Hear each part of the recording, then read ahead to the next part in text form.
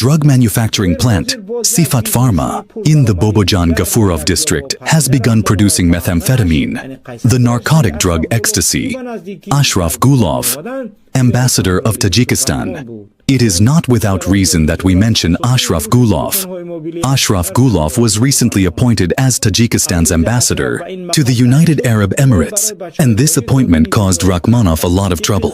Since Ashraf's appointment to this position, Dubai has stopped issuing visas to Tajik children. According to the latest decision of the U.S. Immigration Service, male citizens of Tajikistan under 40 years of age should not be issued tourist visas. Several businessmen who buy and sell cars call and say that visas are not accepted. The same visa has not been received in Turkey recently. There, they did not give visas only to Tajiks.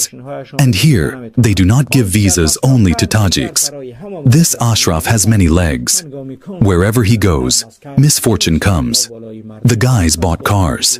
There, intermediaries were Afghans. Now they cannot go and settle with them and take their cars. What he did in Moscow is known to all immigrants. Ashraf has acquired sufficient experience in human trafficking and selling girls in Turkey. Ashraf's application for the post of Dubai ambassador is aimed at selling young girls and boys.